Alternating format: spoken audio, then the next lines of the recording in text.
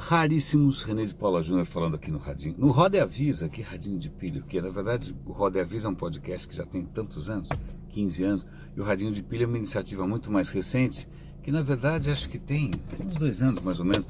É que o Radinho de Pilha é diário, eu me comprometi, eu criei para mim mesmo essa sarna para me coçar, eu criei para mim mesmo essa obrigação, que não é monetizada, que não é comercial, eu pago pelo meu hosting, eu pago pelo SoundCloud. Bom, e o que acontece é que o Roda e Avisa continua sendo ao sabor da minha cabeça de vento, né? Continua sendo imprevisível, imponderável, e normalmente eu gravo alguma coisa no Roda e Avisa quando alguma ideia está tomando corpo, né? E hoje, quando eu estava gravando o Radinho de Pilha, o episódio diário, eu gravo de manhã cedinho, aliás, manhã fria em São Paulo, estou super encapotado, como vocês podem ver, eu acabei extrapolando, né, o que deveria ser, em princípio, a essência do Radinho de Pilha. O Radinho de Pilha eu não opino tanto, eu mais comento em cima de notícias, né? E o Roda e Avisa, aí sim, eu viajo na maionese. E quando eu percebi, em pleno Radinho de Pilha, eu já estava começando a divagar. E eu falei, bom, acho que algo me diz que mesmo com a garganta assim, né, mesmo com algum tipo de vírus me atazanando, vale a pena registrar antes que isso passe, e que pelo menos o resfriado também passe. A questão é a seguinte, tem a ver com vírus, e essa foi uma analogia, um paralelo que eu acabei descobrindo nesse episódio de hoje do Radinho de Pilha. O que acontece? Vírus é uma coisa curiosa, porque não é necessariamente uma forma de vida, porque você não pode dizer necessariamente que um vírus está vivo, porque um vírus não se multiplica sozinho, ele não consome energia sozinho, ele depende de infectar, ele consegue infectar células, e aí ele sequestra essas células e ele faz com que essas células multipliquem, né, a sua mensagem, o seu conteúdo por aí, e assim vai, ou seja, ele praticamente se multiplica às custas alheias, né? E por que eu estou lembrando dessa história de vírus? Porque eu estava justamente comentando o problema que uma plataforma como o WhatsApp, eu vou acertar um pouco, aproveitar que o carro parou e acertar um pouco a posição aqui da câmera, uma plataforma como o WhatsApp provavelmente está deixando seus criadores de cabelo em pé, porque ela está sendo palco, ou ferramenta, ou instrumento de viralização das coisas mais nefastas, sem contar os abusos, né? Sem contar as coisas ilícitas e tal. Pois bem, o que realmente me deixou encafifado no radinho, eu falei, pera um instante só, eu me lembro do tempo que eu fazia comunicação e tinha todo aquele discurso da esquerda, né? Não, a culpa é da indústria cultural, do monopólio dos meios de comunicação de massa a serviço do capitalismo, né, que manipula, entendeu? Ou seja, as pessoas todas eram inocentes, nós somos vítimas, cordeirinhos, né, nós somos uma argila, né, que essa indústria cultural molda ao seu belo prazer. Pois bem, só que não, né? Só que não. Primeiro porque, a não ser que você seja muito fiel a essa cartilha da esquerda, que acha que, né, a gente nasce em branco e que a culpa de tudo é da sociedade, se você nunca sondou a respeito disso e se considera de esquerda, dá uma sondada nessa história, né, até que ponto a esquerda ainda acredita na história do bom selvagem, etc. e tal. Aliás, um parênteses, eu tenho uma outra iniciativa de conteúdo que chama Leia Vale a Pena. É um blog no Tumblr onde eu comento livros que eu acho interessantes. E um dos livros mais interessantes que eu li recentemente é do Steven Pinker e se chama Tábula Rasa, em que ele tenta mostrar que, lamento informar, mas sim, existe hereditariedade de temperamento, nós nascemos com algumas características, isso é geneticamente transmitido, então ninguém nasce em branco, né? E existe um horizonte daquilo que é possível esperar da humanidade, aquilo que não é.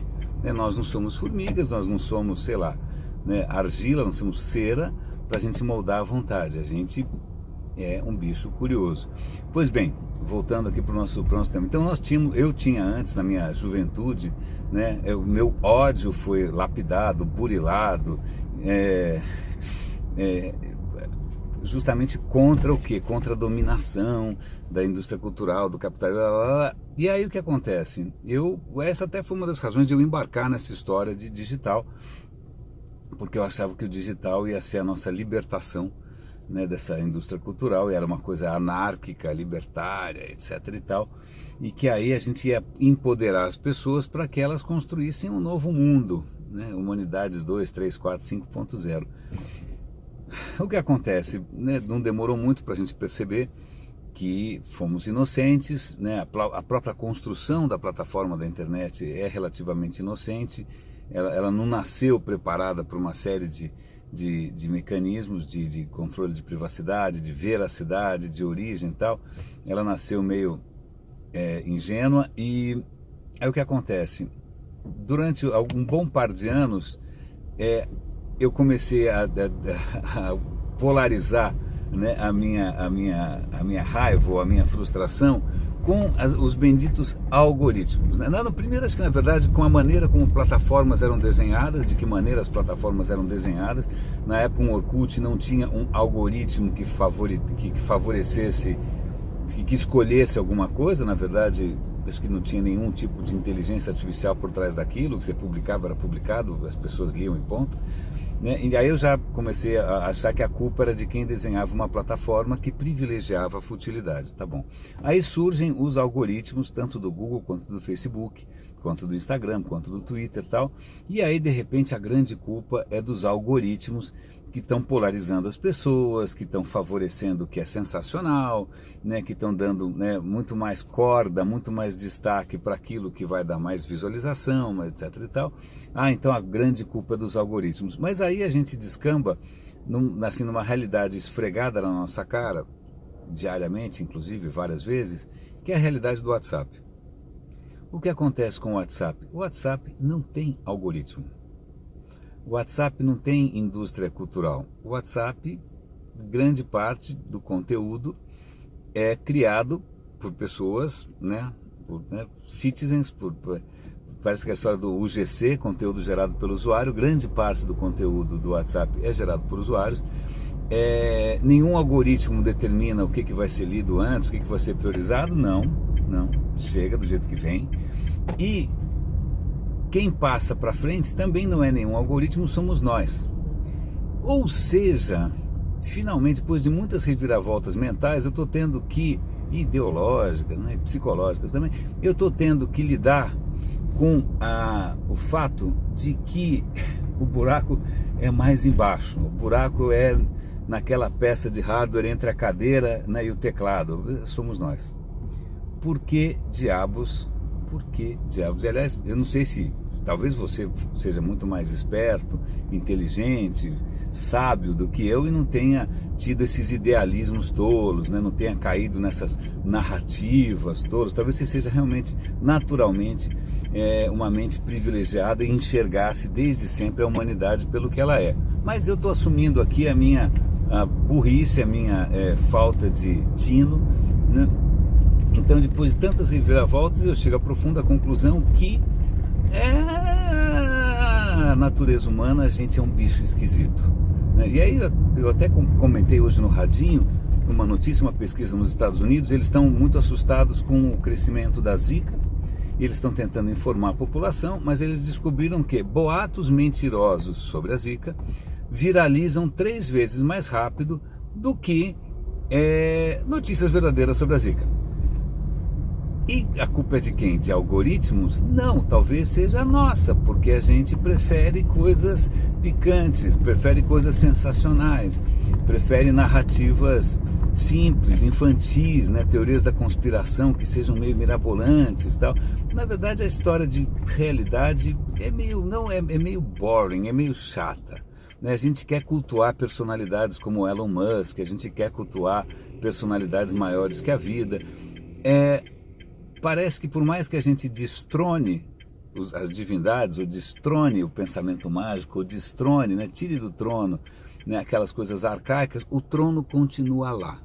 Quem tiver um pouco mais de talento e senso de oportunidade, senta naquele trono e as pessoas ficam felizes. Aliás, o que me intriga, na verdade, isso é muito interessante, é que parece que viver nessa névoa de pensamento mágico, nessa névoa de teorias da conspiração, etc. e tal, parece ser muito mais satisfatório, parece trazer muito mais plenitude, é preferível você acreditar em tratamentos mágicos, em coisas misteriosas, tal. Se você tira tudo isso, aparentemente não é uma alternativa interessante, né? O que a gente tanto celebra como o iluminismo, o pensamento científico, né? Aquela perpétua certeza de que você ainda não tem certeza, né? Perpétua certeza de que pode haver uma certeza maior, a alegria de você descobrir que você está errado, isso parece que realmente encanta apenas raríssimos, né? Aparentemente, e até talvez do ponto de vista biológico, isso faça todo sentido, né? O bem supremo é viver em piloto automático, é viver sem pensar. Aparentemente pensar que a gente ou eu pelo menos, cabeção, CDF, né, passava o recreio na biblioteca, etc e tal, aquela ideia de que o pensamento, que a razão fosse o supremo dom humano, ou a obra-prima da evolução biológica, aparentemente é um engodo, na verdade pensar é um incômodo, pensar é um mal infelizmente necessário, e a alegria real consiste em você viver em piloto automático, né, mais ou menos embriagado de várias narrativas mágicas. Isso parece ser muito difícil de você fazer, oferecer alguma coisa melhor do que isso. Portanto, o que eu quero comentar aqui nesse episódio é o meu desconcerto, é o que pensar. Se eu chego a essa conclusão, se é que essa conclusão está certa, posso estar equivocado, pode ser um acesso temporário de pessimismo, mas se essa é a conclusão de que o estado da humanidade, o estado desejável da humanidade, o que a gente poderia chamar de plenitude, de felicidade, não tem nada a ver com o iluminismo, tem a ver sim com viver nessa névoa meio medievalista, né, meio que misturando homeopatia com terapia de ozônio e sei lá mais que mais, o que a gente faz? O que a gente faz quando você empodera a pessoa, você dá a elas o acesso a toda a informação do mundo, eu posso achar qualquer paper, eu posso achar o que quiser, e as pessoas preferencialmente, elas não só vão escolher aquilo que é mais saboroso, que é mais confortável, como também vão divulgar isso melhor, e mesmo que você esfregue na cara uma evidência, essa evidência aparentemente não tem mais força. Ontem eu passei por um episódio onde eu estava particularmente indignado com a coisa fraudulenta da teoria como é que chama? Tratamento de ozônio, né? Terapia de ozônio. Apareceu na televisão lá o cara falando que curava câncer, que quimioterapia era perda de tempo, que curava AIDS, tudo isso com injeções de ozônio, que obviamente custa uma grana, né? E eu acho que são placebo na melhor das hipóteses, né? Mas quando eu levantei eu estava indignado porque isso estava envolvendo, infelizmente, pessoas queridas que estavam justamente atrás de uma salvação, de um milagre, de uma coisa mágica. Eu fui achincalhado, porque como assim eu vou acreditar numa reportagem do Fantástico e o fato de que a ciência não aprova, na verdade o problema é da ciência, a ciência que ainda não chegou lá, né? Para mim, o lá, e acho que é esse que é o que a gente tem que começar a levar em conta, e se é que eu não estou falando sozinho, espero que alguém esteja me ouvindo nessa altura do campeonato, o lá é justamente essa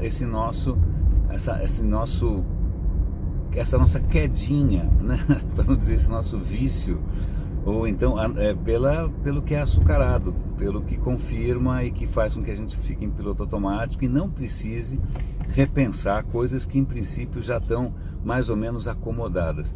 Como é que a gente lida com isso? O que, se você tiver com algum plano aí para salvar o mundo, como é que você garante que as pessoas sejam mais felizes do que nesse estado de delírio, nesse estado, né, de semiconsciência, de piloto automático? Ou então dane-se, deixa as pessoas acreditarem no que quiserem, mas a questão é a seguinte: se fosse só isso, fosse uma questão só de liberdade de pensamento, liberdade de opinião, tudo bem, isso tá legal, concordo, o cara pode acreditar no que quiser, zoroastrismo, ou tanto faz. Mas a questão é quando isso começa a servir de obstáculo para políticas, em princípio, públicas, né? Políticas de vacinação, né, políticas de saúde pública, políticas de educação, né? Não foi muito fácil a gente conseguir nos últimos 200 anos chegar onde a gente chegou, né? Com ciência, você abre a torneira, sai água, você fica doente, tem um pronto-socorro, você se cortou, tem antibiótico, né? Não foi fácil, né? E antes disso a gente nunca viveu num mundo idílico, a gente nunca viveu num mundo dourado, maravilhoso, que era muito melhor. Não, as pessoas morriam com 40 anos, morriam de bobeira, a vida era miserável, a gente não lembra. A gente não lembra. De novo, por uma outra característica nossa, que são as armadilhas da memória, são as armadilhas dos vieses cognitivos. A gente tem uma série de armadilhas que fazem com que a gente, sei lá, tem um monte de coisa boa acontecendo, isso a gente não registra, né? A vida está melhorando, isso a vida não registra. Agora você assiste 5 minutos de Datena, você acha que o mundo está acabando porque ele resolveu passar o episódio inteiro focado num episódio absolutamente irrelevante no fim do mundo, né? Em algum lugar que não tem nada a ver com a sua realidade, e aí você vai achar que aí sim o mundo está acabando e que... A gente tem uma série de fragilidades na cognição, uma série de fragilidades na percepção. A gente gerencia mal uma série de coisas, a gente gerencia mal o futuro, a gente gerencia mal o passado. A gente, na verdade, é uma versão beta de qualquer coisa possível. A questão é, dá para melhorar essa versão beta? A gente consegue subir um patamar? Quem tem interesse nisso? Né? E aí, voltando para a esquerda, nem me venho com as utopias de esquerda, porque o que eles imaginam de, né, alguém livre desse pensamento todo é simplesmente um não humano, né? É simplesmente uma formiga, né, que por acaso tem a carteirinha do partido, é simplesmente um cupim, né, ou qualquer criatura dessas mecânicas que vão ficar repetindo uma verdade única. Reitero, aliás, até para o disclaimer final, eu não acredito jamais em alguma coisa que seja universal e única e funcione para todo mundo. Eu acredito na complexidade e na diversidade e em várias frentes abertas ao mesmo tempo, e nenhuma delas é muito melhor que a outra. Mas, convenhamos, que é desconcertante lidar com essa nossa predileção pelo lixo, é difícil. Raríssimos, grande abraço e até o próximo episódio imprevisível.